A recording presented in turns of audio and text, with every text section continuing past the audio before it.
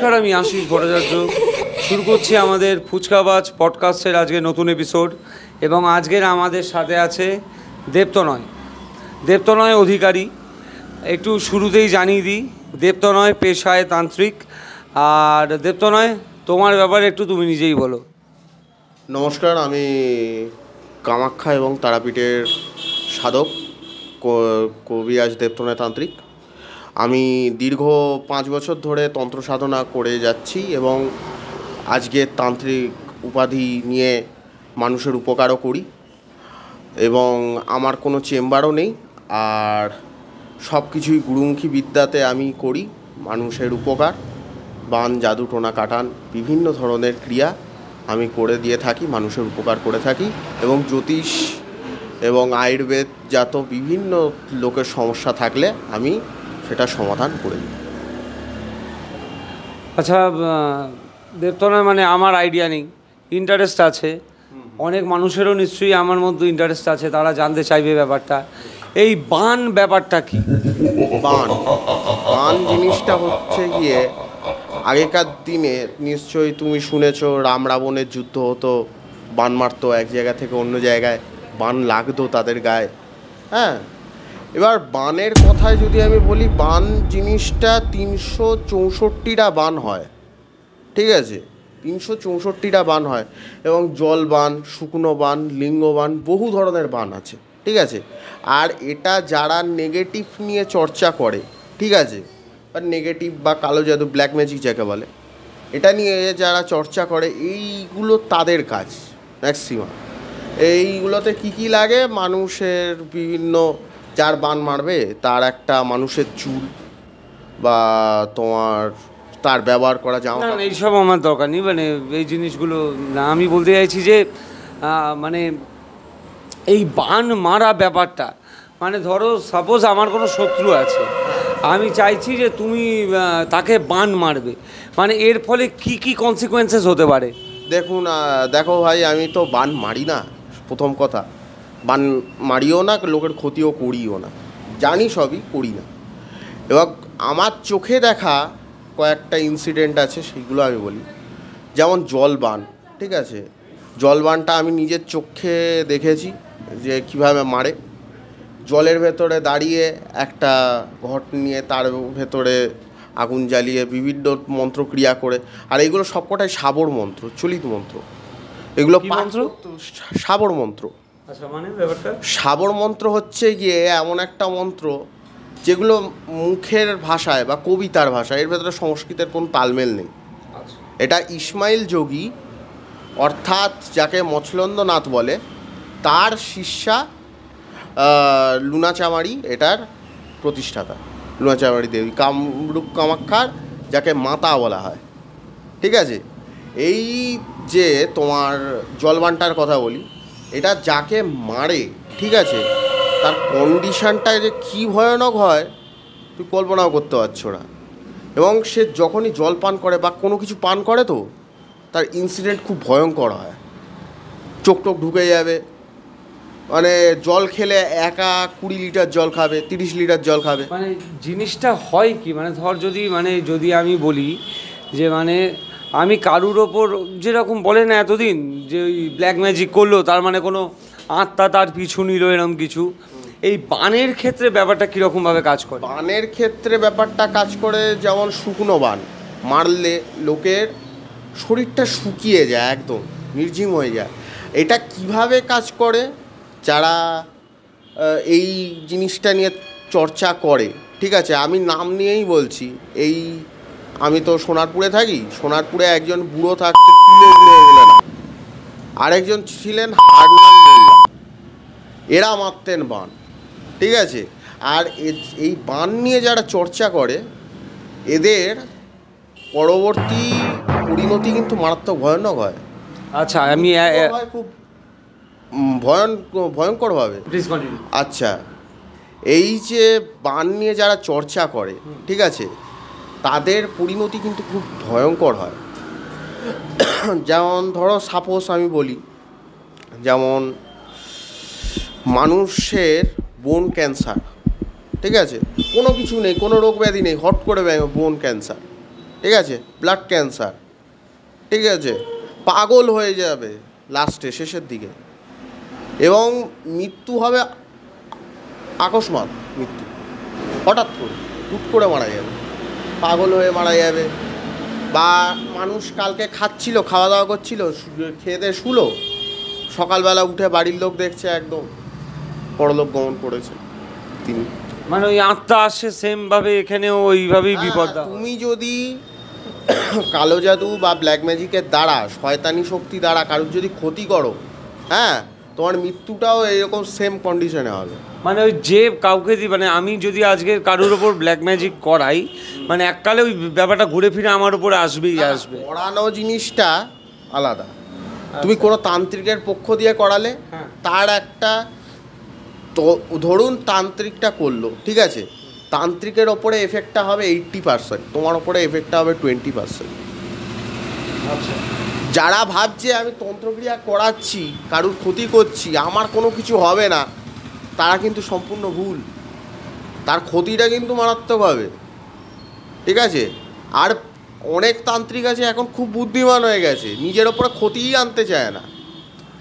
হ্যাঁ, তুমি আমার দিয়ে একটা লোকের ক্ষতি করাচ্ছ, ঠিক আছে, আমি সেই আত্মাটাকে বলবো আমি করাচ্ছি না বাইরে, এ করাচ্ছে, ঠিক আছে, আর আমাকে বাধ্য হয়ে আজকের টাকার দায়, পেটের দায় এটা করতে হচ্ছে, ঠিক আছে। That is a black magic. আচ্ছা দেবত নয়, আমার একটা জিনিস বলো তো, এত প্রফেশন থাকতে তুমি তান্ত্রিক হলে কেন? দেখো আশিসদা, আজকে একটা কথা আমি খুব ভেতর থেকে বলি, আমার কোনোদিনও তান্ত্রিক হওয়ার ইচ্ছে ছিল না, ঠিক আছে। একটা কী আছে এই জিনিসটার ভেতরে, এবং আমি বহু লোকের কাছে গেছি এই জিনিসটা শেখবার জন্য। প্রথমে অনেক লোকের কাছে ঠকেছি, কেউ টাকা নিয়ে নিয়েছে আর আমাকে দীক্ষা দেয়নি, কাজ করেনি। অরিজিনাল গুরুদেব ছিলেন আমার নন্দলাল হালদার মহাশয়, তিনি আমাকে দেখতেন ছোটোবেলা থেকে। হুট করে একদিন বললো যে শিখবি? আমি বললাম হ্যাঁ শিখবো তো অবশ্যই, মানুষের উপকারের জন্য তো অবশ্যই শিখবো, হ্যাঁ, বা দেখতেও তো আমি চাই এই জিনিসটা অরিজিনাল কি ফেক দেখতে চাই। দেখো ভাই, আমার একটা খুব সিম্পল ফান্ডা আছে, যতক্ষণ অবধি তুমি নিজে দেখবে না কোনো জিনিসকে, ততক্ষণ অবধি বিলিভ করবে না, ঠিক আছে। তোমাকে যদি কেউ বলে আকাশ থেকে ডাবটা পড়ে, ঠিক আছে, তোমার মধ্যাকর্ষণ শক্তির কারণে, ঠিক আছে, তুমি ততক্ষণ অবধি বিশ্বাস করবে না যতক্ষণ না অবধি তুমি ফিজিক্সের ল ইউজ করছো, ঠিক আছে, আর নিউটনের থিওরিটা যতক্ষণ না তুমি পড়ছো ততক্ষণ অবধি কি বিশ্বাস করবে তুমি? হ্যাঁ, আমারও এরকম সেম একটা ভেতরে ভেতরে ছিল, আর আমি নিজেও ফিজিক্সের ছাত্র। আচ্ছা, মানে সায়েন্সের স্টুডেন্ট হয়েও মানে তাও তন্ত্র সাধনা, এই ব্যাপারটা কিন্তু একটু বড় অদ্ভুত এবং ইন্টারেস্টিং বেশ। হ্যাঁ, শুনি মানে ফার্স্ট এমন তাহলে কি দেখলে যাতে তোমার মানে বিশ্বাসটা এলো এবং তুমি আরও ডিপলি ঢুকলে এই লাইনে?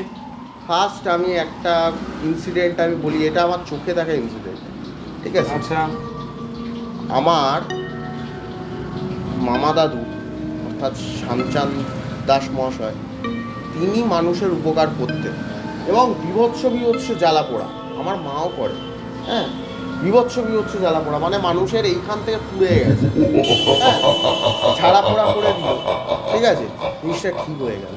আমার একটা প্রশ্ন থাকতো কিভাবে হলো, কথা বুঝতে পারলে? এই কিভাবে হলো করতে করতে আজকে আমি সঠিক গুরু পাই। এখন আমার বলতে গেলে 3খানা গুরু, ঠিক আছে। একজন হচ্ছেন গিয়ে আমার শ্রী গুরুদেব কবিরাজ নন্দলাল হালদার মহাশয়, কবিরাজ নন্দলাল তান্ত্রিক যাকে বলে। আর দ্বিতীয় গুরুদেব হচ্ছেন গিয়ে আমার সোমনাথ চক্রবর্তী মহাশয় তান্ত্রিক। 3 নম্বর গুরুদেব হচ্ছেন গিয়ে আমার তারানাথ তান্ত্রিক মহাশয়। তারানাথ তান্ত্রিক মানে যে গ্রেট তারানাথ তান্ত্রিক? না না না না, তারাপীঠের তারানাথ তান্ত্রিক, তিনিও আমার গুরুদেব এবং তিনার কাছ থেকেও আমার শেখা। এই জিনিসটা নিয়ে আমাকে তো প্রসঙ্গটা অন্য জায়গায় চলে যাচ্ছে, এবং তুমি বিশ্বাস করতে পারবে না, এ আছে তোমার একটা ফুক দিয়ে দিল, ঠিক আছে, তোমার বিভৎস সমস্যা হচ্ছে, ঠিক আছে, এটা কেটে গেল। হয় না আমি তো এরকম দেখিনি, মানে আমার ওই জন্যই জানতে চাই, এবং মানুষ যারা জানতে চায় তাদের ঠিক জন্যই আছে, এটা। এটা আমি করার পরে দেখেছি মানুষের উপকারটা হচ্ছে, ঠিক আছে, তাই জন্য আমার একটা অটুট বিশ্বাস এই তন্ত্রক্রিয়ার উপরে। এবং আমি এইটা বলছি না যে আমি একমাত্র 100% ক্রিয়া করব, একদম সাকসেস আছে, মোটেও না। চেষ্টা করবে। আমি চেষ্টা করব, উপরে যে মা আছে, হ্যাঁ, মা মহামায়া, আদ্যাশক্তি মহামায়া, ঠিক আছে, মা আমার তারা মা, হ্যাঁ, সে যদি না চায় তাহলে আমি কাজটা কীভাবে করবো? আর আমি ম্যাক্সিমাম লোক যতজন আমাকে ফোন করে, আমি প্রথমে বলি ফোনে তোমার নামটা বলো, তোমার বাবার নাম বলো, তোমার মায়ের নামটা বলো, আমি একটা ছক বানাবো, ক্রিয়া করবো, ছকটা বানিয়ে দেখে নেব, ঠিক আছে, ছকটা বানিয়ে দেখে টেকে নিয়ে তারপরে আমি তাকে বলে দেবো যে তোমার এই কাজটা হবে। যদি হয় তাহলে আমি তাকে ডাকি, এসো আমার কাছে, কাজটা করে দেবো। যদি না হয় আমি কিন্তু ওখানটায় বলে দিই, ভাই করো না, আমি পারবো না। আমি পারবো না বলে যে অন্য কেউ পারবে না এটা তো হয় না, অনেকে আছে করতে পারবে।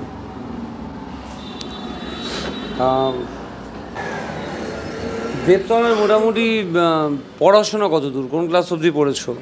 আমি গ্র্যাজুয়েশন কমপ্লিট। হ্যাঁ, মানে শিক্ষিত ছেলে। এবং বাট দেবতলায় মানে মানে এই যে ফার্স্ট যে ইনসিডেন্টটা বললে তুমি, যে মানে ওই একটা মানুষ নানাবিধ সমস্যায় ভুগছে এবং জাস্ট একটা ফু তার সমস্যা ঠিক হয়ে গেল। আরও কিছু মানে মানে ধরো একটু মানে আরেকটু ভালোভাবে গুছিয়ে যদি আরও অন্য কোনো এক্সপিরিয়েন্স যদি থাকে, মানে মানে ধরো তুমি কিছু দেখেছো, মানে বেসিক্যালি পরিষ্কার কথা ভূত দেখার কথা বলছি, যে এরকম যদি কোনো কিছু দেখে থাকো, মানে যেই জিনিসটার জন্য তোমার আরও ইন্টারেস্ট এসছে, ছোটোবেলার কোনো ঘটনা বা না, আর তুমি তো তোমার এখন যে প্রফেশনে তুমি রয়েছে এসব আকছার তোমার সাথে এমনিই ঘটতে থাকছে, তো সেগুলোই আমি আস্তে আস্তে আসছি। আমি চাইছি যে প্রথম সেই জিনিসটা, মানে তুমি এই যে মানে মানে আমরা তো দর্শক যারা বা আমরা তো বুঝতে পারছি না কার কী জ্বালা তুমি দেখেছো, দেখে তোমার মনে হচ্ছে জ্বালা চলে গেছে, মানে এমন কিছু যেখানে মানে এমন কিছু একটা যেটা শুনে একটু ভূত দেখার যেরকম বললাম আর কি, এরকম কোনো অভিজ্ঞতা থাকলে একটু শেয়ার করো। শর্টে বলি, প্রথমে হচ্ছে কি আমি একদম শুরুর দিকে বলি, যখন মণি অমাবস্যার সময় আমার গুরুদেব অর্থাৎ নন্দলাল হালদার মহাশয় আমাকে তন্ত্র দীক্ষা দিয়েছিলেন, ঠিক আছে, আমি এখনও সেই মালাটা পরে এসেছি, পদ্মবীজের মালা বলে এটাকে, ঠিক আছে, এই মালাটা আমার রক্ষা কবচ, ঠিক আছে, এই মালাটা পরিয়ে দিয়েছিলেন এবং সাধন স্থলে আমাকে বসিয়ে দিয়েছিলেন চিতাকাঠের ওপরে, ঠিক আছে, যে তুমি সাধনাটা করো। এবং উনি দূর থেকে কিন্তু দেখছিলেন, আমার ভেতরেই ছিলেন, আমি যেটা বুঝতে পারিনি, এখন বুঝি। তো আমি অত কথার ভেতরে না গিয়ে সোজাভাবে বলি, যেটা মেন ইনসিডেন্টটা হচ্ছে তখন বাজে রাত্রি 2:30-3টে বাজে, ঠিক আছে। তো আমাদের তন্ত্র দীক্ষা হয় 12টা না বাজলে তন্ত্র দীক্ষা দেবে না, একদম নীল জ্যোতি, নীল আভা আকাশে বর্তমান হবে, তখন দেবে তন্ত্র দীক্ষা গুরুদেব। এই জায়গাটা আরেকবার একটু বলুন, নীল আভা ব্যাপারে যেটা বললে।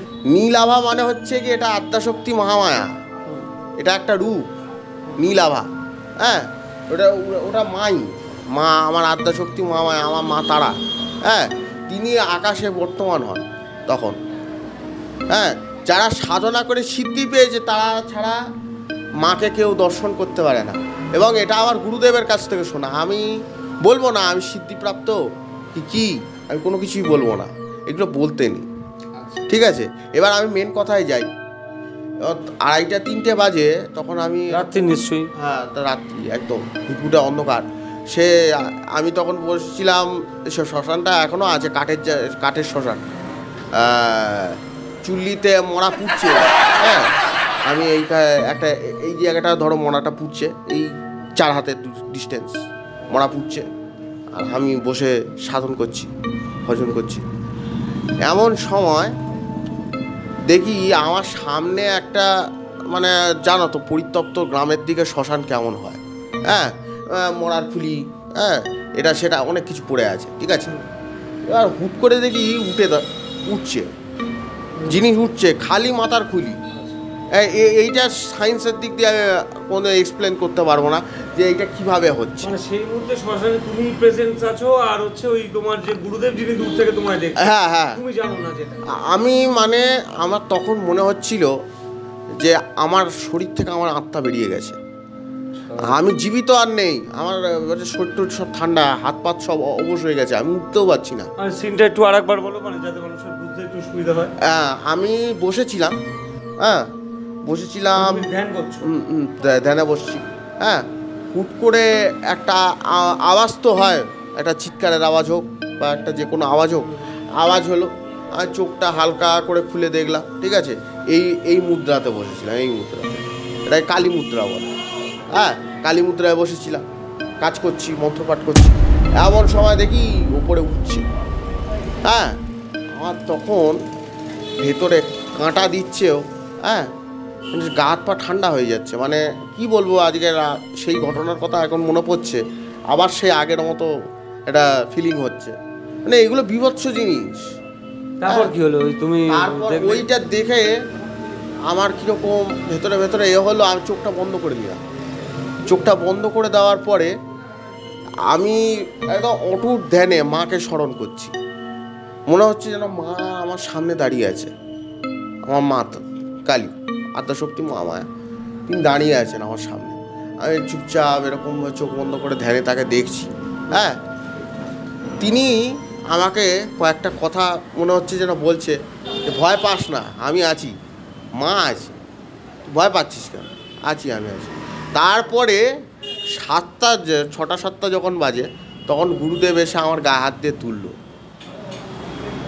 যখন ডাকলো দেবতনা বলে, এই দেবতনা ওঠ, আর কতক্ষণ বসবি, তখন আমি উঠলাম, উঠে দাঁড়িয়ে 4-5টা দেখলাম যে হালকা সকাল সকাল হচ্ছে, হ্যাঁ এবং সেই ভয়ঙ্কর ইনসিডেন্টটা ভয়, এই একটা ব্যাপার আছে জানো তো, গুরুর কাছে কোনোদিন ভয়ের কথা বলা যায় না, গুরুদেব বলবে ভয় পেলি, লাথি মেরে তাড়িয়ে দেবে শিষ্যকে, সে হ্যাঁ উনি আমার জ্যাঠামশাই, হ্যাঁ আমি উনার যতই শিষ্য হই, ঠিক আছে, কিন্তু আমি যদি কোনো কাজে ভুল করি বা ভয় পাই, উনি কিন্তু খুব বিরাট রেগে যান, হ্যাঁ কাজে ভয় পেলে এই লাইনে আসার কোনো দরকার নেই। আমার যতদূর নলেজ আছে এই ব্যাপারে, যে মানে নলেজ আর কি, মানে যা শুনেছি আর কি এখানে ওখানে, তো তন্ত্র সাধনায় দীক্ষিত যারা হয়, তো তাদের মোটামুটি বেশ কিছু শ্মশানে, মহাশ্মশানে রাত কাটাতে হয়, আমার মনে হয় এটা একটা সেই ঘটনা ছিল। মানে কত রাত কাটাতে হয় তোমার? 13টা রাত। মানে এই 13টা রাত কি পরপর 13টা রাত? না, 13 দিন একটা একটু শ্মশানে, মানে একটাই শ্মশানে 13 দিন পরপর যেতে হবে? ওটাই আমার প্রশ্ন ছিল, যে পরপর 13টা রাত, মানে একটাই শ্মশানে। দেখো তোমার সাধনার ওপর নির্ভর করছে তুমি ক রাত কাটাবে, কারুর 13 দিনে হয়ে যায়, কারুর 14 দিনে হয়ে যায়। মানে এরকম কি হয় যে লাস্টে গিয়ে সে ওই দীক্ষিত হয়ে গেল, ওটা বলা যাবে? ওটা বলা যাবে না, এটা হচ্ছে গিয়ে খুব গুপ্ত জিনিস, ঠিক আছে, আর এইটা তাদের সামনেই বলা যায় যারা এই তন্ত্র মতে দীক্ষিত, লাইভে আমি বলবো না। আচ্ছা, দেবতনয় পরিবারে আমি শুনলাম যে কাকিমা, মানে তোমার মা, উনি ওই জ্বালা পোড়ার ব্যাপারটা আমি শুনলাম, আর হচ্ছে মানে কাকু কি করতেন? কাকু এমনি আমার বাবা এমনি শিক্ষিত লোক। আচ্ছা, মানে বাই প্রফেশন? হ্যাঁ, বাই প্রফেশন বলতে গেলে আমার বাবা যাদবপুর ইউনিভার্সিটির পিএইচডি সেলের সিনিয়র সুপারিনটেন্ডেন্ট, ঠিক আছে, খুব শিক্ষিত পরিবারের। আমি আমার ঠাকুরদাও এই লাইনের লোক নয়, তার বাবা জমিদার শেষ লোক, ঠিক আছে, আমাদের জমিদার পরিবারের শেষ লোক ছিলেন শশী অধিকারী, তার নাম শশীভূষণ অধিকারী। তিনি এই জিনিসে দক্ষ লোক ছিলেন এবং এক পুরুষে বিদ্যার মারাত্মক লোক, ঠিক আছে, যাকে যেটা বলে দিত তার সেটা লাগবে, এবং তার কিছু গুণ আমার ভেতরেও আছে, সেটা তুমি খুব ভালোভাবেই জানো। আমি অত তো ভালোভাবে আমি প্রমাণ পাইনি, আর তোমাদের কাছে মানে নিশ্চয়ই মানে তোমরা মানে একটা ভূত সামনে চলে আসা মানে অবশ্যই ভয়ের ব্যাপার, আর তুমি বয়সটা স্টিল কম, মানে এমন ওটা প্রথমে শুরুর দিকে ভয়টা পেতাম, এখন আর ভয়টাই লাগে না। আচ্ছা, এখন মনে হয় যেন একদম কবজায় এনে নেবো, দেব তো সামনে আসলেই হয়। আমি যেখানে নিয়ে যাবো তো 1 কিলোমিটারের ভেতরে কেউ থাকবে না, কেউ থাকবে না, ওর ক্ষমতাই নেই। দেবতনয়ের মানে এর সবচেয়ে ভয়ের ঘটনা এরকম কী হয়েছে, মানে যেটা দর্শকের শুনতে ভালো লাগবে, মানে আমি একদম মানে দর্শকের ওই লিসেনিং পার্সপেক্টিভ দিয়েই বলছি যে ভূতের গল্প, মানে গল্প না, যেটা তোমার সাথে ঘটেছে এরকম ঘটনা, সবচেয়ে ভয়ের কিছু, যেটা তুমি তোমার মতো করে একটা বলো। সবচেয়ে ভয়ের, আমি তো ভয় পাই না খুব একটা, রুগীদেরকে নিয়ে বেশি চিন্তিত থাকি বেশি। একটা বাচ্চা আছে, বাচ্চাটার নাম নেব না পডকাস্টে, কারণ সেটাও একটা ভালো ফ্যামিলি, একটা সম্মান নষ্ট হবে। তো বাচ্চাটার উপরে তার ফ্যামিলির লোকজন নিত্য তন্ত্রক্রিয়া করছে, এবং বাচ্চাটা বড় কন্ডিশন হয়ে গেছিলো শেষকালে। হ্যাঁ, ডাক্তার বদ্যি কেউ কোনো কিছু বুঝতে পারছে না কি হচ্ছে। ডাক্তার বলছে ওষুধটা দিয়েছে, ওষুধটা খাওয়ান না, ঠিক হয়ে যাবে, কিন্তু না, কোনো উপকার পাচ্ছে না। শেষে অনেক কবিরাজ তান্ত্রিক করার পরে আমার কাছে খবর এলো। আমি বললাম যে দেখো, আমি তন্ত্রক্রিয়া করে দেবো, যা যা জিনিসপত্র লাগবে আমি তোমাকে লিখে দেবো, নইলে আমার সাথে যেতে হবে, তুমি কিনবে, পেমেন্ট করবে, এবং এটা লাইভ কনভারসেশনে করতে হবে। আমি কিনবো, ও পেমেন্ট করবে। হ্যাঁ, এবং আমি কাজটা করে দেওয়ার পরে ও যা দক্ষিণা দিতেই হবে, 1 টাকা হলেও সে দক্ষিণা দেবে। হ্যাঁ হ্যাঁ, আমি যতদূর জানি তুমি কিছু চার্জ নাও না। বিনা দক্ষিণাতে কোনো কাজ হয় না। হ্যাঁ, এমনও হয়েছে, এমনও লোক আছে, হ্যাঁ, 11 টাকা দক্ষিণা পাঠিয়েছে। হ্যাঁ, আর তুমি তো সাংসারিক লোক, তুমি ভালো বুঝতে পারো 11 টাকাটাতে আজকালকার দিনে কি হয়। হ্যাঁ, তো অত সাধককে বেশি লোভী হতে নেই। কাম, ক্রোধ, লোভ, এই 3টে জিনিস যেন না থাকে সাধকের, খুব খতরনাক। এই 3টে যদি থাকে সাধকের ভেতরে বর্তমান, তাহলে সেই সাধকের উন্নতি হওয়া খুব টাফ। এবার আমি যখন ওই বাচ্চাটির ক্রিয়া করলাম, বাচ্চাটা সুস্থ হলো, আমি ভেতর থেকে 1% চান্স পাচ্ছি। আজকে পডকাস্টে বলছি, ভেতর থেকে 1% চান্স আছে বাচ্চাটাকে করা। হ্যাঁ, আমি 1%তেই লড়েছি। এবং তার মা আমাকে বলছে দাদা, তুমি যদি করে দিতে পারো, আমি সত্যি তোমার ঋণী হয়ে থাকবো। এখনও তার মা আমাকে নিজের দাদার মতো ভালোবাসে। হ্যাঁ, তার মাও আমাকে ফোন করে যে দাদা, আপনি তো এত কিছু করেছেন, তা আপনার ঋণ কোনোদিনও ভুলবো না। তিনিও আমার কাছ থেকে উপকার নিয়েছে। মানে এরকম মানে তুমি ওই যখন গিয়ে বুঝলে যে হ্যাঁ বাচ্চাটার উপর কিছু করা রয়েছে, এমন কিছু দৃশ্য, কিছু মানে কোনো মানে বেসিক্যালি যদি আর একদম পরিষ্কার বাংলা ভাষায় যদি বলতে যাই, যে ভূত চলে আসা বা এরকম কিছু দেখা। হ্যাঁ, অবশ্যই। এখানে আমার মানে লাইভ দেখেছে এমনও লোক আছে, ঠিক আছে, তোমার অভিজ্ঞতা শুনতে, ঠিক আছে। আমি গেছি এই কাছেই বাড়ি, হ্যাঁ, ঢুকেছি, দাওয়ার ওপরে দেখছি মাল ওপরে বসে আছে। তার আগে মানে কিরম দেখতে, 3টে ঠাকুর বাড়ি ঘুরেছে, তার আগে রুগীকে নিয়ে গেছে, 3টে ঠাকুর বাড়ি ঘুরেছে, একটা মসজিদে নিয়ে গেছে, এই বৈকুণ্ঠপুর মসজিদে নিয়ে গেছে, ইমামও দেখেছে, কেউ কোনো কিছু বার করতে পারে। মানে তুমি পেশেন্টের কথা বলছো, পেশেন্টকে এই জায়গাগুলো নিয়ে যাওয়া হয়েছে, পেশেন্ট মানে বেসিক্যালি পরিষ্কার কথা ভূতে ধরেছে, তাকে নিয়ে যাওয়া হয়েছে এই জায়গাগুলো, কোথাও কেউ বার করতে পারেনি। তারপর হ্যাঁ, আমি উপরে তাকালাম, চালের ওপরে, মানে একদম রুগ্ন শুকনো। হ্যাঁ, আর তার চেহারা হেভি, আকার আকৃতিতে চেহারা হেভি, রুগ্ন শুকনো, টাকলা মাথা। রুগ্ন আবার চেহারা হেভি, বুঝতে পারছি। রুগ্ন চেহারা মানে রোগা তো। হ্যাঁ, তাহলে আবার চেহারা হেভি কি?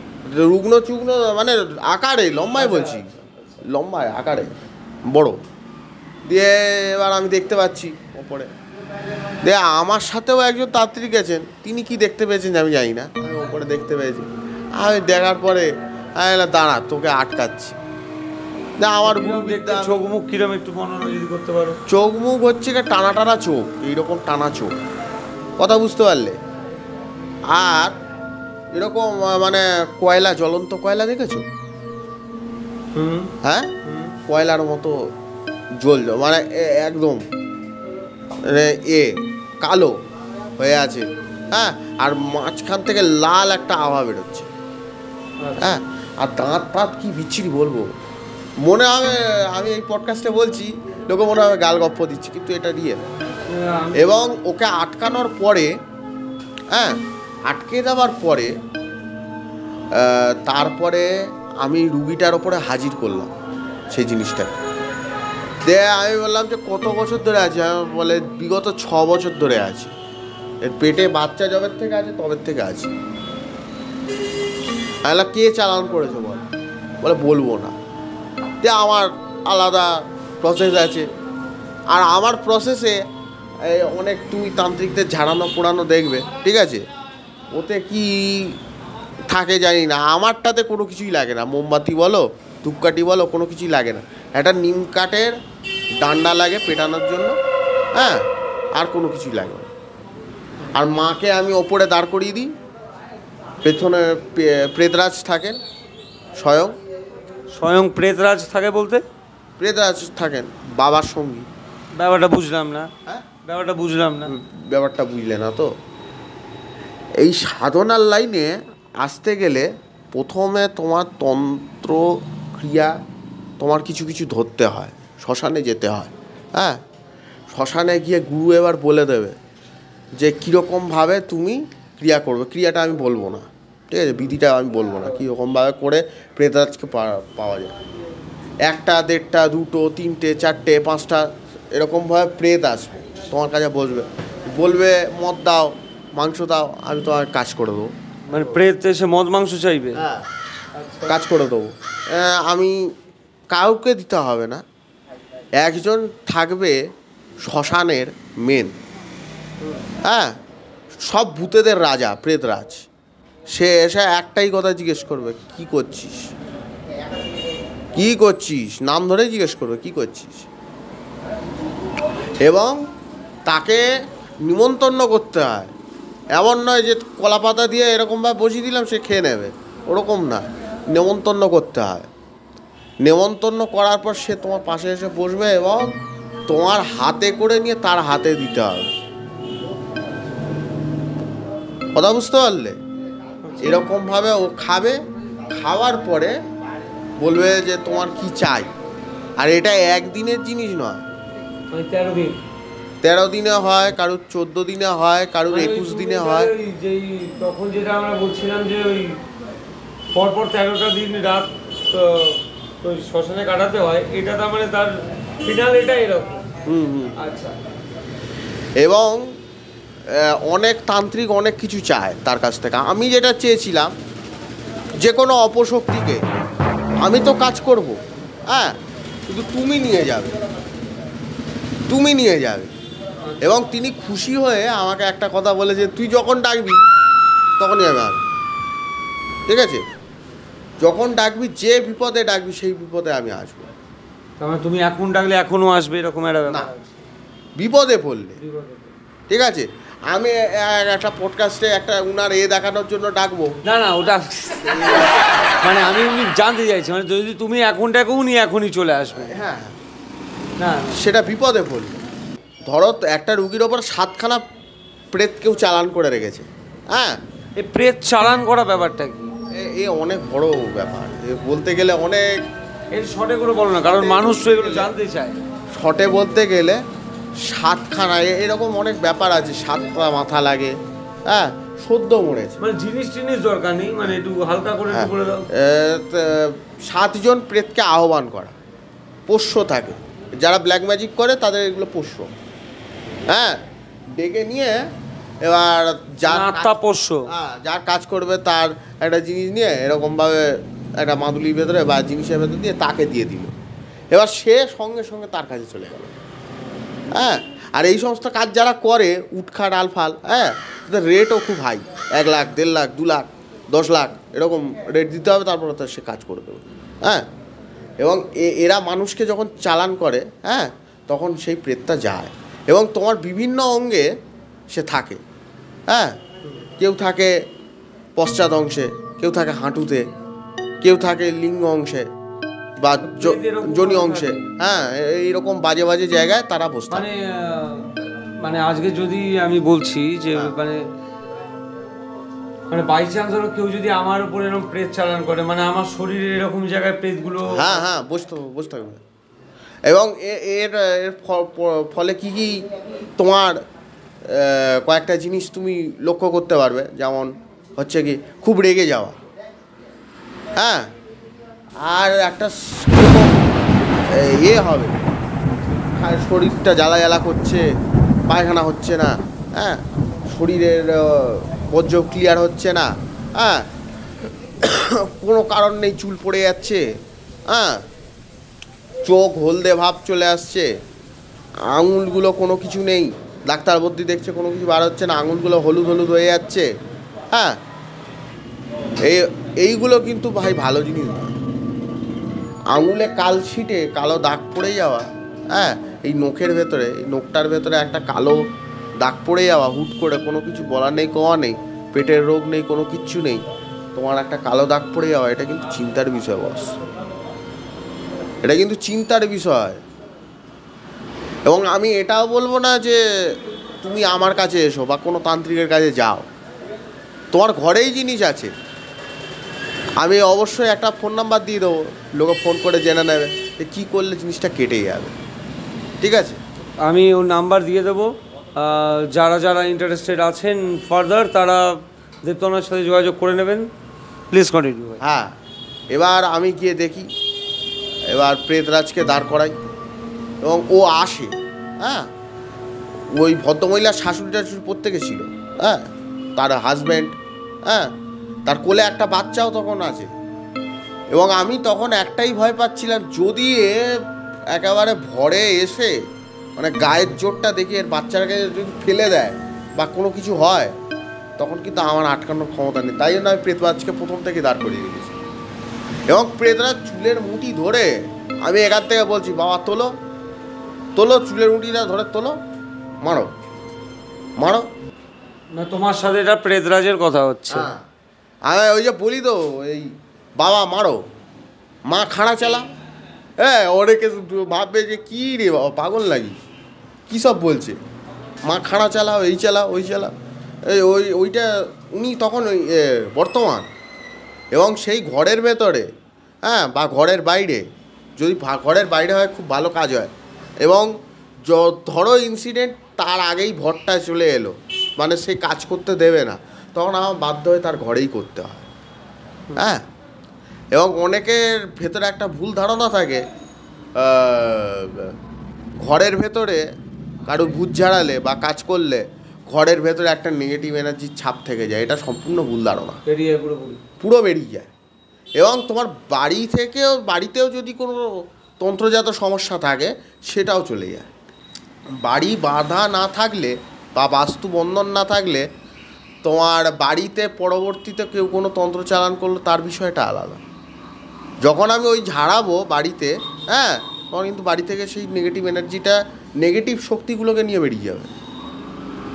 এবং হ্যাঁ, যে বিষয়টা নিয়ে কথা বলছিলাম, হ্যাঁ, এবার তাকে তো আমি ডাকি, দিয়ে মারধর করার পরে নামও বলল পরবর্তীতে, হ্যাঁ, দিয়ে এবার আমি তাকে বললাম, তাকে বিভিন্ন ধরনের দোয়াই দিলাম, যদি তুই ফেরত আসিস তাহলে কি কি হবে। এটা কোন ঘটনাটা বলছো? ওই সেই ঘটনা, ওই বাচ্চা ছেলে যেখানে তাকে বান মারা হয়েছে, ওই ঘটনাটা? হ্যাঁ, পরবর্তীতে তো তার বাচ্চার ওপরে করলো, ঠিক আছে। প্রথমের দিকে তার একটা চালান পড়ে গেছে তার ওই মায়ের ওপরে, মানে বাচ্চাটার মায়ের ওপর। এবং তার সাথে কথাবার্তা হলো, পেটান টেটান হলো। আমি মুখে কথা বলার থেকে হাতে বেশি কথা বলি, লাঠি কথা বলবে, লাঠি কথা বলার পরে আমি মুখে কথা বলি, কথা বুঝতে পারলে? ভূত বিরাট বাজে জিনিস, কথা বুঝতে পারলে? হ্যাঁ, এরা ভালো ভাষায়, তুমি ভালো ভাষায় বলবে, এই তোকে এক প্লেট মিষ্টি দেবো, অমুক দেবো, হ্যাঁ। আমার কাছে যদি কোনো প্রেত যদি ভয়েও বলে দেয়, ভুল করেও বলে দেয় যে আমাকে একটা মুরগি দে, বা একটা মদ দে, আমি খেতে চলে যাবো। হ্যাঁ, আমার কাছে না, এতে তোকে যেতে হবে, কোনো আবদার আমি নেব না। তোকে তোকে কি আমি নেমন্তন্ন করে এনেছি? একদম। এইটাকে আমি অতটা পেটাতাম না, সত্যি কথা বলতে। এই যে ঘটনাটা বলছি, খুব পিটিয়েছিলাম, চুলের উন্টি ধরে হেভি পিটিয়েছিলাম। হ্যাঁ, বলে আমি চলে যাবো, ওর যে কোলে যে বাচ্চাটা আছে ওই বাচ্চাটাকে আমাকে দিয়ে দিতে হবে, আমি চলে যাবো। আমি তখন হাসতে হাসতে আমি বলছি, আচ্ছা ঠিক আছে, তাহলে ওই কথা? বলে হ্যাঁ ওই কথা। হ্যাঁ আচ্ছা ঠিক আছে। তারপরে আর তো মটকা গরম হয়ে গেছে সঙ্গে সঙ্গে। তাও পেটান আলাদা, মার আলাদা। সে চিৎকার টিৎকার করে পাড়ার আশেপাশের লোকজন সব জড়ো হয়ে গেছে, বাড়িতে কি হচ্ছে রে বাবা। হ্যাঁ, সে পেটান আলাদা, চুলের মুঠি ধরে আলাদাই পেটান। হ্যাঁ, শুধু হাতের আঙুল এরকম ধরে রেখেছি, আমি বলছি চোখের দিকে তাকা, চোখের দিকে তাকাতে পারছে না। বলে না, আমি এক্ষুনি চলে যাবো। চলে যাবি তো, যা চলে যা। আর তো কুন্ডি দিয়ে রেখেছি ওর চারিপাশে, প্রেতরাজ দাঁড়িয়ে আছে, তো যাবে কীভাবে? বলে উনাকে সরা, আমি চলে যাবো, তোর বাবাকে সরা, আমি চলে যাবো। বললাম না, তোকে কথা দিতে হবে, তুই কোনোদিনও এই তল্লাট কি কোনো মানুষের শরীরে ঢুকবি না। এটা মানে এন্টার সারা জীবনে সব মানুষ, হ্যাঁ, কোনো মানুষের শরীরে ঢুকতে পারবে না। এটা কি কোনো এটা ঢুকবে?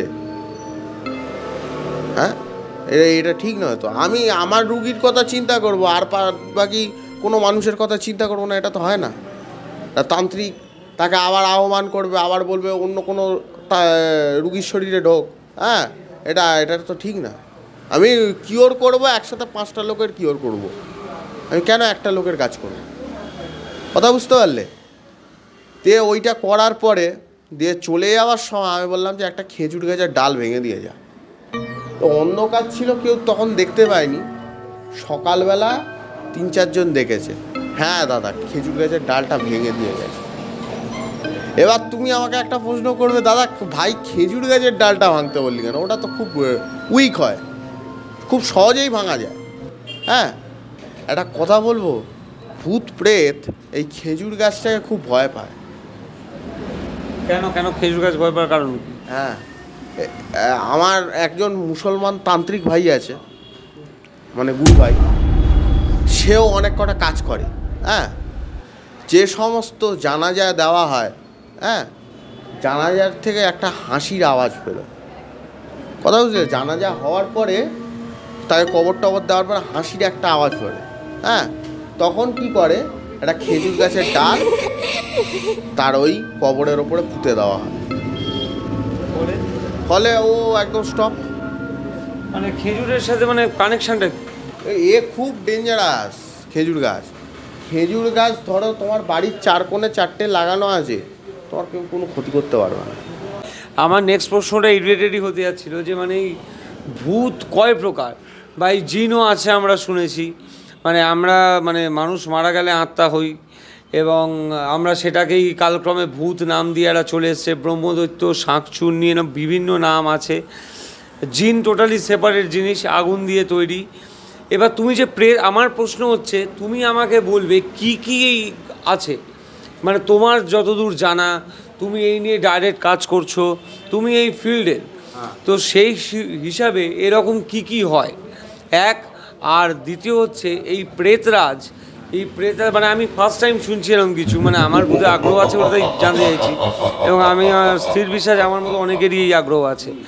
তো এই প্রেতরাজ কি এই যত এই মানে ভূতের গোষ্ঠীতে যত কিছু আছে সবার রাজ এরকম টাইপের কিছু, মানে একটু ডিটেলে বলো। বাবা আছে, প্রেতরাজেরও বাবা আছে। আচ্ছা, এই কালভৈরব কি শিবের কিছু? জিনিস ডেয়ারিং জিনিস।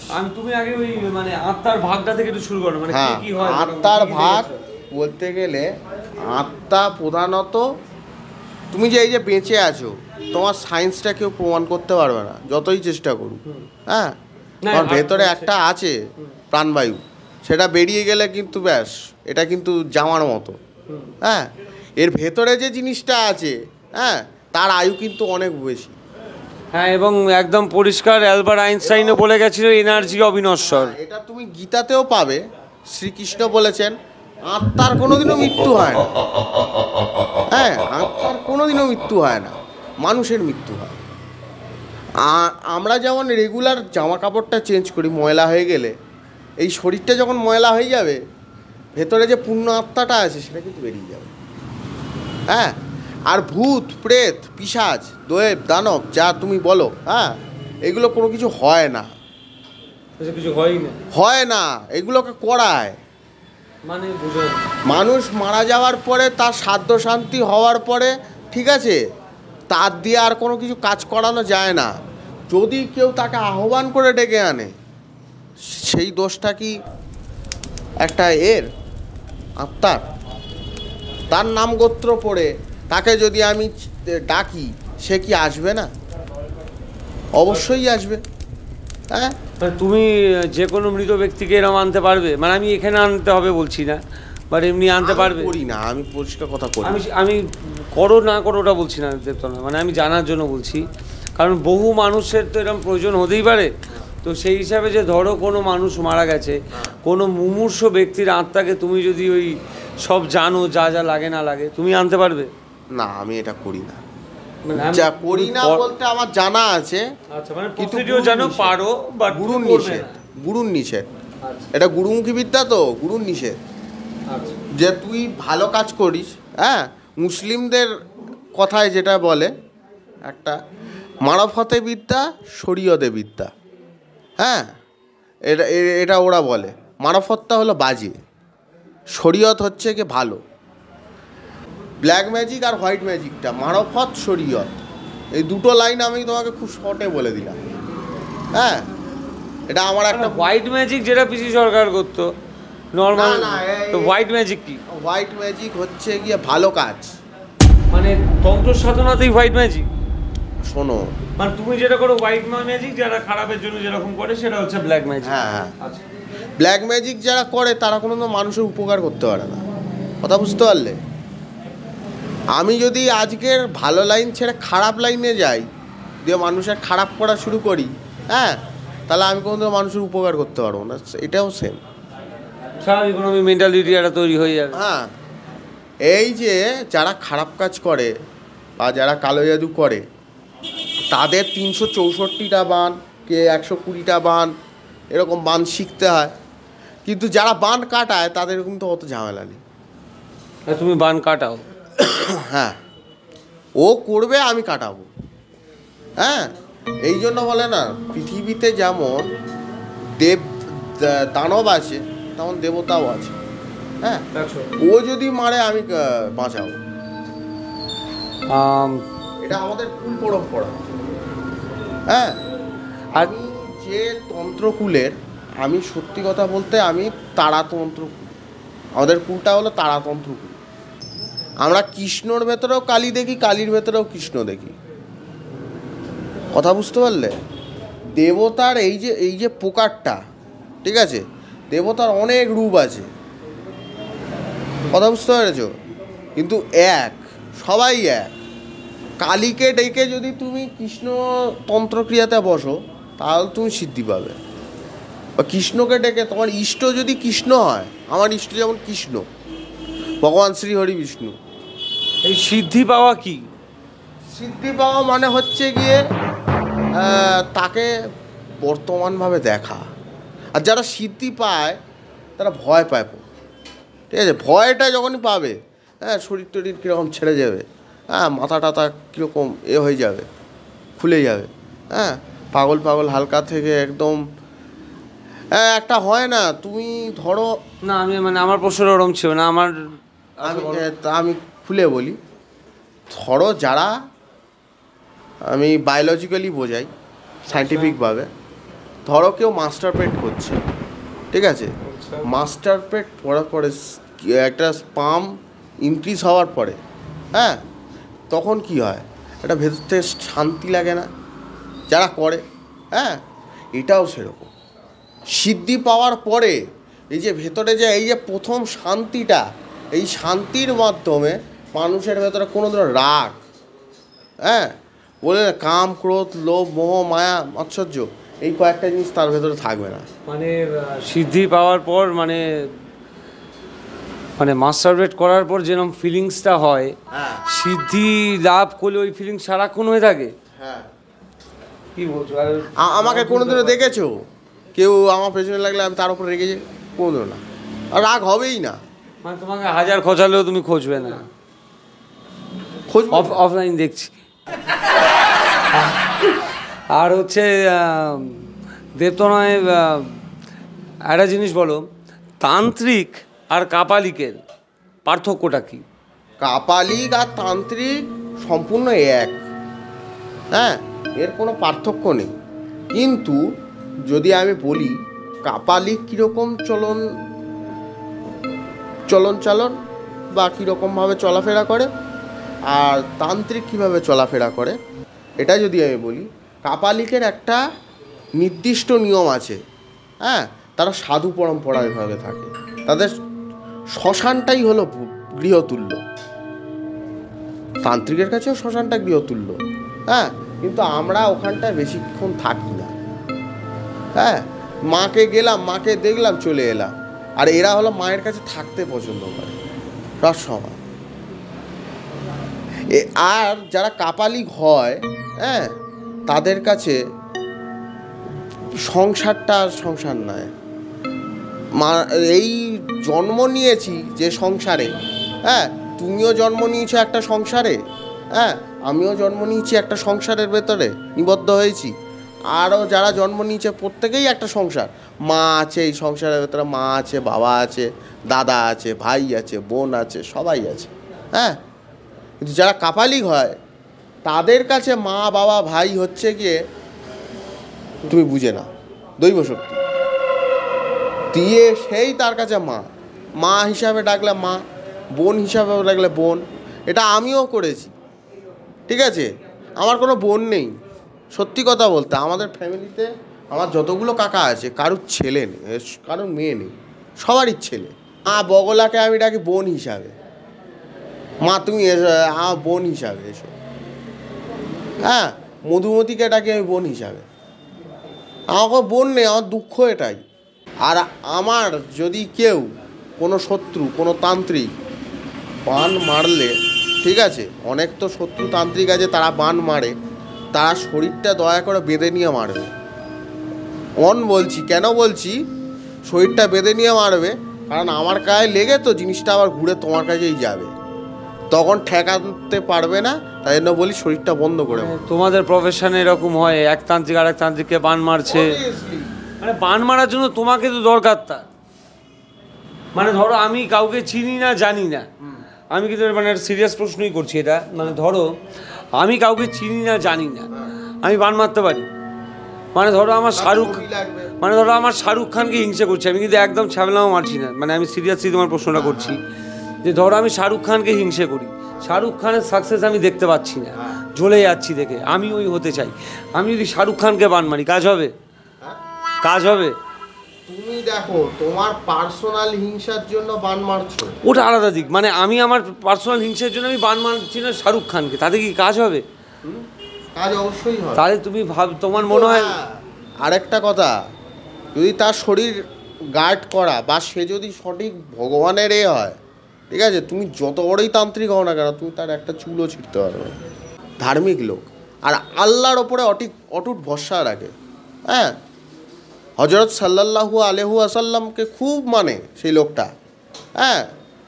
তো যে লোক, ভগবান শ্রীকৃষ্ণ এই কথাটা গীতাতে বলেছে, যে লোক ভগবানের ওপরে অটুট বিশ্বাস রাখে, একটা ইষ্ট চরণে নিজের মন প্রাণ দিয়ে দেয়, তার ক্ষতি এই বিশ্বের ভেতরে কারোর ক্ষমতা নেই যে তার ক্ষতি করবে।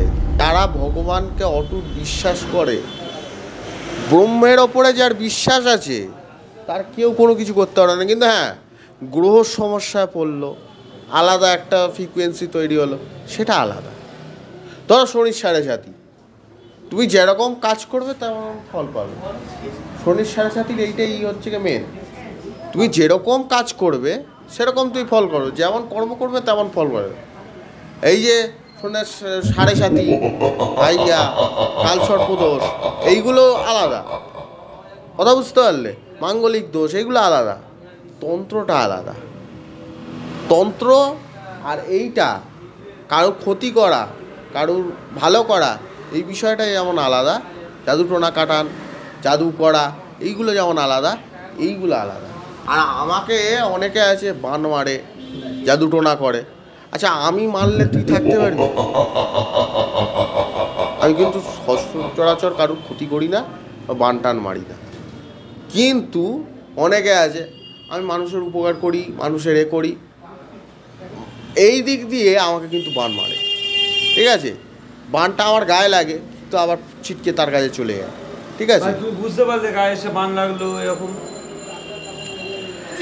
অনুভূতিটা একটু বোঝাও। অনুভূতিটা হচ্ছে গিয়ে যখন আমি এই লাইনে এসছি, তখন অনুভূতি তো অবশ্যই বলতে হবে। যেমন শরীরে হট করে একটা জ্বালা ভাব, ঠিক আছে, কোনো কিচ্ছু নেই, কাশি হুট করে, কাশতে কাশতে মুখ থেকে রক্ত চলে আসবে। হয়েছে তোমার কাছতে কাছতে মুখ দিয়ে রক্ত চলে আসছে? স্মোক করো কেমন? হ্যাঁ, স্মোক করো তো? হ্যাঁ, মানে এই বয়সে নিশ্চয়ই এত মানে ওই রিলেটেড হেলথ ইস্যু নয় শিওর তুমি? হ্যাঁ। মানে এমন কিছু স্মোক করো? আর একটা কথা আমি বলি, লোকে আমাকে স্মোকিং নিয়ে বলে। না না, আমি স্মোকিং নিয়ে বলছি না, আমার কথার কনটেক্সটটা আলাদা। যে তোমার ওই মানে আমার কথাটা এই কারণে বলা যে এই যে কাশতে কাশতে রক্ত উঠে আসা, মানে ওই জন্যই আমি জেনে নিলাম যে তুমি কতটা স্মোক করো, কত বছর ধরে স্মোক করছো। হ্যাঁ, তো ওই রিলেটেডও তো হতে পারে রক্তটা। আমাদের তন্ত্রকুলে যারা আছে, আমাদের শরীরের ভেতরে অনেক কটা ওষুধপত্র থাকে, ঠিক আছে, যার ফলে কোনো ক্যান্সার হবে না। তোমাদের কোনো তান্ত্রিকের ক্যান্সার হবেই না যদি সে সঠিক তান্ত্রিক হয়। ক্যান্সার হবে না, যত মদ খাই তা আমার লিভার খারাপ হবে না, ঠিক আছে, যদি তুমি সঠিক তান্ত্রিক হও, তোমার কোনো ক্ষতি করার কারো ক্ষমতা নেই। এই নেশা জিনিসটা নিয়ে আরেকটা কথা বলি। হ্যাঁ হ্যাঁ হ্যাঁ, খুব ভালো প্রশ্ন তুমি আনলে। যে মানে তান্ত্রিক মানেই আমরা দেখেছি যে মানে চোখ টোক লাল হয়ে আছে, মানে মানে নেশা করেই আছে, মানে তন্ত্রর সাথে মানে নেশার সম্পর্কটা কি? মানে তন্ত্রর সাথে নেশার সম্পর্ক বলতে গেলে প্রথমে একটা জিনিস বলে দিই, মন্ত্রের একটা চাপ আছে। প্রত্যেকটা মন্ত্র, যেমন গায়ত্রী মন্ত্র, ওম ভূ ভুবস্বঃ তৎসবিতুর বরেণ্যং ভর্গদেবস্য ধীমহি ধিয়ো ইয়ো নঃ প্রচোদয়াৎ, এই মন্ত্রটা উচ্চারণ তুমি যতবার করবে, এই মন্ত্রটা পাঠ তুমি যতবার করবে, তোর শরীরটা একটা ঠান্ডা ভাব লাগবে। হ্যাঁ, শরীরটা একটা ঠান্ডা ভাব লাগবে। হ্যাঁ, যারা মহামৃত্যুঞ্জয় মন্ত্র পাঠ করে, হ্যাঁ, ওং সাং জুম হুম, ওং ত্র্যম্বকম যজামহে ওং ত্র্যম্বকম যজামহে, এই যে মন্ত্রটা, ঠিক আছে, কমপ্লিট বললাম না, কারণ এর পেছনে একটা ব্যাপার আছে, হচ্ছে গিয়ে এই মন্ত্রটা চান করে, হ্যাঁ, উঠেই তারপর বলতে হয়। হ্যাঁ, আমি এইটার বীজটা বললাম আর কিছুটা বললাম, ঠিক আছে। এই মন্ত্রটা তুমি যদি কমপ্লিট করো, ঠিক আছে, এই সংযুম হুম, ওং সংযুম হুম, এইটা যদি দিয়ে, এই বীজটা দিয়ে তারপরে কিন্তু এই মন্ত্রটা জপ করতে হয়। কি হয়? হ্যাঁ, এই তবে গিয়ে তুমি ফলটা পাবে, নইলে ফল পাবে না। বীজ ছাড়া মন্ত্র যদি তুমি জপ করো না, কোনো লাভ নেই। আর গুরুর কাছ থেকে অনুমতি নিয়ে, ঠিক আছে, একটা মন্ত্র তুমি ইউটিউবে পেলে, একটা মন্ত্র তুমি ফেসবুকে পেলে, সে মন্ত্রটাকে তুমি জপ করছো, তোমার ফলটা কি দিকে যাবে তুমি বুঝতে পারছো? দেবতনয়ের এমনি মানে মোটামুটি আমাদের তন্ত্র নিয়ে যথেষ্ট আলোচনা হলো। দেবতনয়ের এমনি হবিস কি? তান্ত্রিক দেবতনয় বাদে যদি মানুষ দেবতনয় আসি আমরা, তো সেই দেবতনয়ের হবিস কি? হবিস হচ্ছে গিয়ে গল্প পড়া, ঠিক আছে, তো যেমন শরৎ রচনা বলি, বিভিন্ন ধরনের গান শোনা, গানের চর্চা করা, হ্যাঁ, নাল বাজানো, হ্যাঁ, কীর্তন গাওয়া, হ্যাঁ, তারপর আঁকা। আঁকারও আমার খুব একটা পুরনো, আমার গুরুদেব হচ্ছেন গিয়ে জয়নন্দী মহাশয়, ঠিক আছে, তিনার হাত ধরে আমার শেখা। মানে আমাদের জয়দা নানা রং। ইয়েস, তিনি আমার এখন স্যার হাতে আঁকায় কিনা জানি না, আমাদের সময় স্যার হাতে ধরে আঁকাতেন, তুলি কীরকমভাবে ধরতে হয়, প্যাস্টেলের স্ট্রোক কীরকমভাবে দিতে হয়, সব কিছু স্যারের কাছ থেকে। আর এমনি দেবতনয়কে যদি বলি, দেবতনয় এমনি কাজের ফাঁকে সিনেমা টিনেমা দেখা হয়? হ্যাঁ, সাউথ ইন্ডিয়ান সিনেমার পোকা আমি। যেরকম যেরকম পুষ্পা বেরিয়েছে, পুষ্পা 2 বেরিয়েছে, আমি প্রত্যেকটা দেখেছি। কেজিএফ পার্ট 1 পার্ট 2, হ্যাঁ পুরোটাই দেখা। হ্যাঁ, সালার, হ্যাঁ বহু ধরনের সিনেমা আমি দেখি। মানে সাউথ ইন্ডিয়ান সিনেমা কিছু ছাড়ো না? হ্যাঁ, সাউথ ইন্ডিয়ান সিনেমা মানে আমার ওটা দেখতেই হবে। আর বিশেষ করে চিরঞ্জীবীর সিনেমা, ঠিক আছে, আল্লু অর্জুনের সিনেমা, রজনীকান্তের সিনেমা আমার দেখতেই হবে। ট্রেলার দেখেছো? হ্যাঁ, রজনীকান্তের সব থেকে প্রথম সিনেমা তুমি জানো? খেয়াল পড়ছে না এই মুহূর্তে। হ্যাঁ, আমি কিন্তু রজনীকান্তের খুব পুরনো ভক্ত বস, আমি খুব পুরনো সিনেমাগুলো দেখে এসেছি রজনীকান্তের। মানে সাউথের এইসব অ্যাক্টরদের কিছু ছাড়ো না? স্টাইলের, বডি ল্যাঙ্গুয়েজের যদি কেউ বাপ থাকে তো সেটা হলো রজনীকান্ত। একটা কথা বলে দিই, ঠিক আছে, স্টাইলের যদি কেউ বাপ থাকে, আজকের যে স্টাইলগুলো দেখাই না আমরা, এরকম চশমা ঘুরিয়ে এরকম বা পড়া, এরকম বা হাতে নিয়ে মুখে সিগারেট নেওয়া, জ্বলন্ত সিগারেটকে মুখে ঢোকানো, হ্যাঁ এটা কিন্তু বাপ হচ্ছে কি রজনীকান্ত। অনেক আগে করে গেছেন। ইয়েস। আর যদি আগেকার দিনের মাইকেল জ্যাকসন, সিনেমার মাইকেল জ্যাকসন যদি আমি বলি, তাহলে কমল হাসান। কমল হাসানের ডান্স তুমি দেখেছো? কমল হাসান, চিরঞ্জীবী, এরা নাচতে পারে না। এরা নাচতে পারে। চিরঞ্জীবীর পুরো তুমি পুরোনো, এরা নাচতে পারে। হ্যাঁ চিরঞ্জীবীর তোমাকে আমি পুরোনো সিনেমা পাঠাবো, তুমি তাদের ডান্স স্টেপগুলো দেখলে তুমি অবাক হয়ে যাবে। গোবিন্দা, হ্যাঁ গোবিন্দা আলাদাই লোক ছিল। আমি এখনও 90s সিনেমা খুব, একটা সিনেমা বলি হেরাফেরি, ছোটোবেলা আমি ভাত খেতাম হেরাফেরি দেখতে দেখতে, ঠিক আছে। আমার বাড়িতে ডিভিডি ছিল, রোজ ভাত খাওয়ার সময়। লাস্ট কি সিনেমা দেখেছো? লাস্ট আমি এই পুষ্পা 2, আর এখন হইচইয়ের মানে এইগুলো দেখি, মানে ওয়েব সিরিজগুলো, যেগুলো তন্ত্র রিলেটেড ওয়েব সিরিজগুলো বেরোয় আমি দেখি, মানে অনেকটা মানে কপি ক্যাট। আজকের আমি একজন জ্যোতিষ প্লাস তান্ত্রিক, আমি লাইসেন্স প্রাপ্ত লোক, হ্যাঁ প্লাস আয়ুর্বেদিক বিভিন্ন রোগের ওষুধ দিই। হ্যাঁ, আজকের আমার দীর্ঘ 5 বছরের অভিজ্ঞতা থেকে আমি বলছি, যদি তুমি তোমার গুরুকে না সম্মান করো তো কোনো জায়গায় তুমি সাকসেস পাবে না। আমি এখনও আমার গুরুদেবের, আমার বাড়িতে যদি আসে, সেই গুরুদেবের পা চরণ আমি ধোয়াই, এবং চরণ ধোয়া জলটা আমি নিজে পান করি। এটাকে বলে সম্মান, এটাকে বলে রেসপেক্ট। হ্যাঁ, মানে এই গুরুটা মানে মানে যার থেকে তুমি তন্ত্র দীক্ষা নিয়ে শিখেছি। গুরু মানে হচ্ছে গিয়ে শুধু তোমাকে দীক্ষা দেবে, মন্ত্র শেখাবে, এটা তোমার গুরু নয়। তুমি নিশ্চয়ই তোমার স্কুল টিচারের কোনোদিনও পা ধোয়া জল খাওনি? হ্যাঁ, এমনও টিচার আছে আমি গেলেও পা ধরবো না, ওটা আলাদা কথা, বাট তুমি কোনোদিনও তোমার স্কুল টিচারের নিশ্চয়ই পা ধোয়া জল খাওনি? আমি উনার কেন পা ধোয়া জলটা খেয়েছি, কারণ ব্যাপারটা আমি বলি, গুরুর দায়িত্ব শুধু মানে তোমাকে শিক্ষাদান করা নয়, তোমার লাইফস্টাইল, তোমার শিক্ষা, বডি ল্যাঙ্গুয়েজ, এইগুলো সব কিছু দেখবে তোমার গুরু।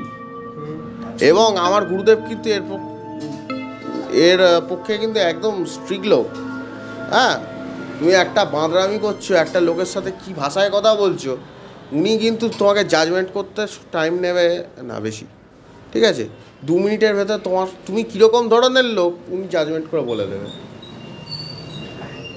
হ্যাঁ, এবং মা বাবার সাথে কথা বলবো, ঠিক আছে, আমি গুরুদেবের সামনে এরকম পায়ের ওপর পা তুলে বসতেও ভয় পাই।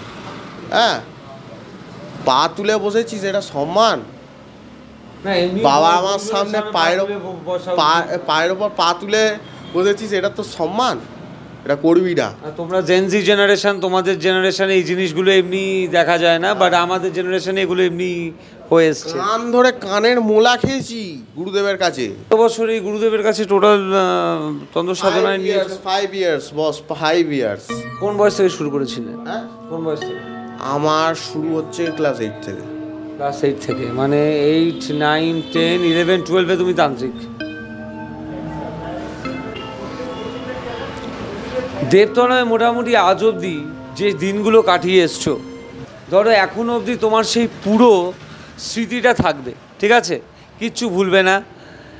জীবন এমন একটা সুযোগ দিল, লাইফটা কোনো একটা পার্টিকুলার সময় থেকে আবার শুরু করা। কবে থেকে শুরু করবে, কেন? আর কি শুরু করবো? না মানে আমি এমনি জাস্ট নর্মাল, যদি ধরো কখনো আবার যদি মানে যদি কোনো রিগ্রেট থেকে থাকে, যে যদি এরম যদি থাকে যে লাইফটা আবার একবার শুরু করার সুযোগ পেলে, এরম কোনো আছে? নেই। ভালো। আর আর এই লাইনে এসে গেছি যখন, মানুষের উপকার করে যাব, যতদিন বাঁচবো ততদিন মানুষের উপকার করে যাব। দেবতলার জীবনের সেরা সময় কোনটা ছিল? নিজের জীবনের সেরা সময় ছিল হচ্ছে কি 11-12টা। হ্যাঁ, কেন বলছি 11-12? ওই সময়টা কেন আমার কাছে ভালো ছিল, কারণ ওই সময়টা আমি খুব এনজয় করেছি। তারাপীঠ, কাউরি কামাখ্যা, কামরূপ কামাখ্যা। আর 12এই তান্ত্রিক হয়েছো? কামাখ্যা পাহাড়ে, কামরূপ পাহাড়ে, মায়াঙে, এভরি মানে সবকটা জায়গা আমি ঘোরা। হ্যাঁ, ঘুরছি, নতুন তান্ত্রিকের সাথে মিশছি, নতুন জায়গায় বসছি, হ্যাঁ, একটা যজ্ঞ করছি, একটা করছি, ঠিক আছে, আলাদা এনজয় হয়েছিল, আলাদা। ওই সময়টাই আমাদের মানে শাস্ত্র চর্চা কি জিনিস, যদি আরেকটা সুযোগ পাই তাহলে আবার বলবো, ঠিক আছে। তন্ত্র জিনিসটা ছোট নয়, অনেক বড়। আগে দেবতলায় আর একটা জিনিস আমাকে বলো, যে ফুচকাবাজ নিয়ে কি বলবে? ফুচকাবাজ নিয়ে এটাই বলবো, আমি এই 1 বছর হলো আসছি, ঠিক আছে, তোমার দোকানে খাচ্ছি, তুমি মানুষ হিসাবে কিন্তু খুব ভালো, ঠিক আছে, এইটুকুনিই বলবো। আর দ্বিতীয় কথা একটাও জিনিস বলবো, তোমার চলা বলা, কথা বলা, ব্যবহার, ঠিক আছে, হ্যাঁ, একটা আলাদা লেভেল, ঠিক আছে। আজ অবধি অনেক লোকের সাথে আমি মিট করেছি, অনেক লোকের সাথে কথাবার্তা বলেছি, অনেক জায়গায় চলাফেরা করেছি, ঠিক আছে। এই প্রথম একজনকে দেখলাম, হ্যাঁ, আমাকে ডেকে এনে আমার লাইফ স্টোরি শুনলো, আমার একটা নতুন হলো, এবং আমার মাধ্যম দ্বারা মানুষে অনেক কিছু জানতে পারলো। হ্যাঁ, তো আমি একটা কথা আজকে এই পডকাস্টে দাঁড়িয়ে বলে যাই, বস তুমি অনেক বড় জায়গায় যাবে, অনেক বড় জায়গায় যাবে। আর ফুচকাবাজ নিয়ে কিছু? ফুচকাবাজ নিয়ে একটাই কথা বলবো, খাবার দাবার তো যেমন খুব ভালো, হ্যাঁ, প্রত্যেক দিন তো আমি খেতে পারি না, ঠিক আছে, বাইরের খাবার খাওয়াও আমার, বাইরে থেকে খেয়ে গেলে মায়ের আবার আলাদা রাগ, ঠিক আছে। রোজ নিজের ক্যাফে থাকতেও রোজ বাইরের খাবার খাওয়া উচিত না, ঠিক আছে। আর আমি হ্যাঁ খাই, এখানে অনেক কিছু খাই, যেমন হচ্ছে গিয়ে আমার ফুচকা খুব ভাল লাগে, হ্যাঁ, আমি খুব খাদ্যরসিক লোক, ফুচকা খুব ভাল লাগে, এখানকার কালকে দই চাটটা খেলাম, খুব ভাল লাগে, হ্যাঁ, আলাদাই। হ্যাঁ, আজকের পোলাও চিকেনটা ট্রাই করব বলেওছি সকালবেলা, হ্যাঁ, পোলাও পনিরটা আগে ট্রাই করা হয়ে গেছে, আলাদাই এটা। তোমার সত্যি কথা বলতে গেলে আমি যতগুলো হোটেলে গেছি খাওয়া দাওয়া, একটা ঘরোয়া ভাব লাগে এখানটা, আড্ডা মারা, ঘোরা, এলাম, মুডটা ফ্রেশ হয়ে গেল। এই চা যে একটা খেলাম, এই যে আবদার, ঠিক আছে, দাদা আমাকে একটা না চিনি ছাড়া লিকার চা দাও, কোনো জায়গায় গিয়ে বললে না, তার রিয়াকশানটা এরকম, তোমার পা থেকে মাথা অবধি দেখে নেবে আগে কী চাইলো, কী চাইলো আগে মনে আসবে, তারপর পা থেকে মাথা অবধি একবার দেখে নেবে। তোমার কাছে একটু আলাদা, দাদা একটু চিনি ছাড়া লিকার চা বানা, অবশ্যই, ঠিক আছে। এবং আমার জন্য আলাদা করে বানাও বলে একটা আলাদা চার্জ না তা না, এ তো সেম চার্জ, খুব ভালো, যত্নটাই আলাদা, নিজের দাদার দোকান বলে মনে হয়। এটাই চেষ্টা ভাই মানুষকে, মারছি না, সিরিয়াসলি বলছি। এই সোনারপুর তল্লাটে খুব কম দোকানদার আছে, এই ব্যবহারটা, মানুষের সাথে যে একটা ব্যবহার, হ্যাঁ, ব্যবহারটা সবাই রাখতে পারে না, আর সবাই কাস্টমার ধরে রাখতে পারে না বস, সত্যি কথা বলছি।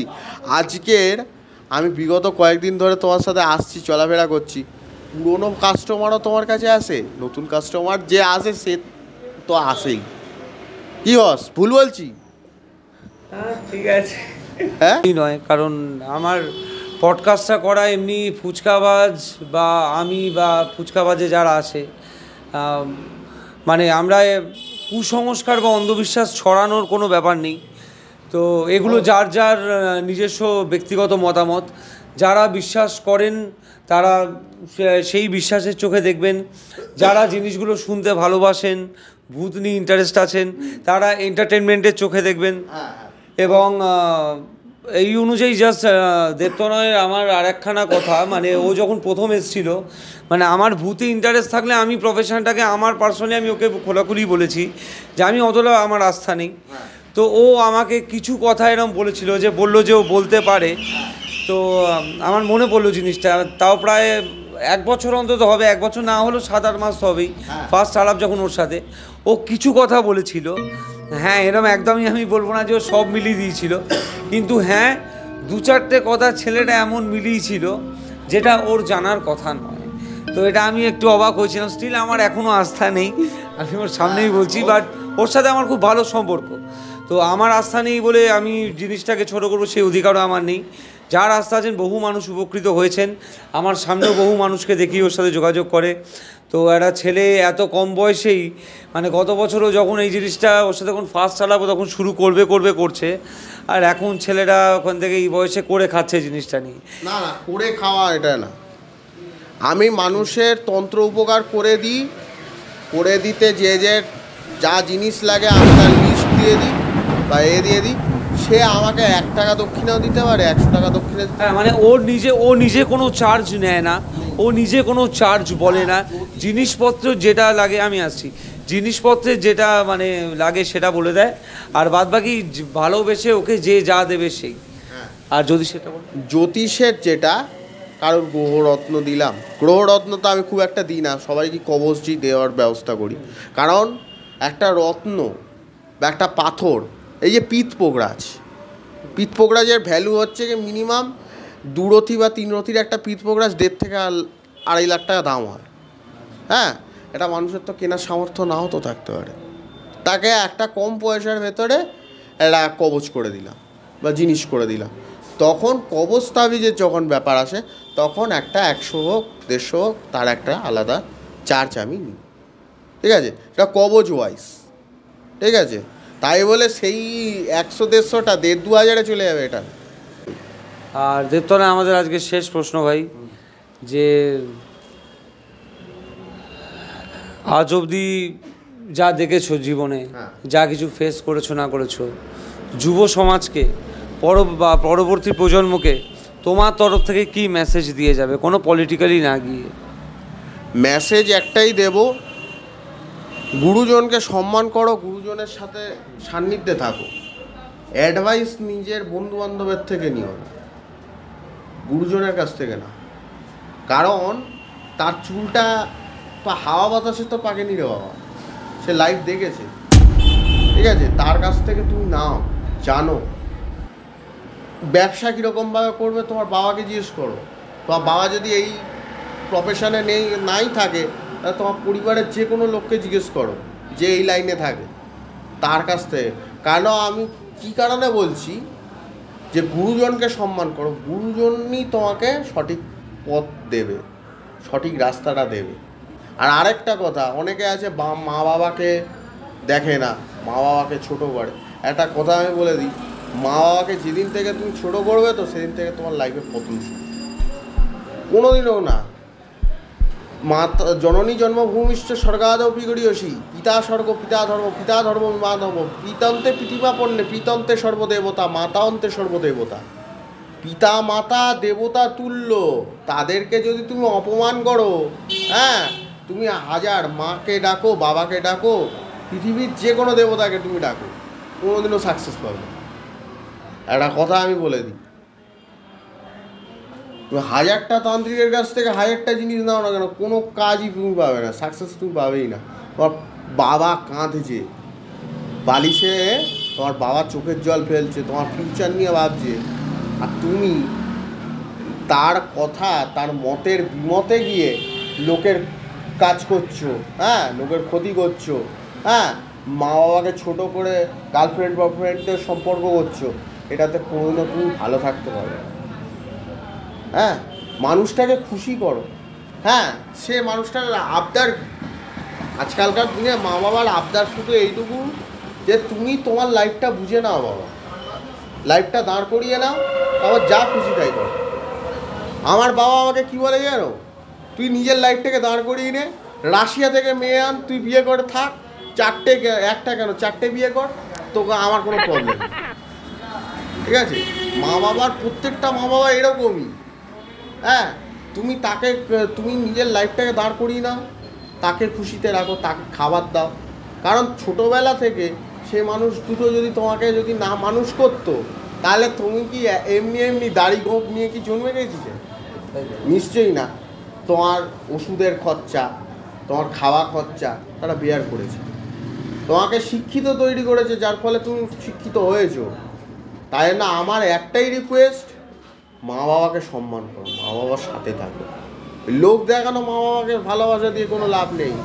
হ্যাঁ, ওই ধরো তুমি রিংটোনে রাখলে, কলার টিউনে লোকে ফোন করছে, শুনতে পাচ্ছে তেরি উংলি পকড় কে চলা মমতা কে আঁচল মে পালা, এই সব দিয়ে কোনো লাভ নেই। হোয়াটসঅ্যাপে স্ট্যাটাস শেয়ার করা, দেখো শেয়ার করে লোক দেখিয়ে কোনো লাভ নেই। মা বাবার কাছে যখন লোক আসবে, মানে যা করবে অন্তর থেকে করো, অন্তর থেকে করো, ভালোবাসাটা অন্তর থেকে করো, যাতে মা বাবা ভবিষ্যতে লোককে বলতে পারে আমার ছেলেটা খুব বাধ্য, মাই সান ইজ ভেরি ওবিডিয়েন্ট।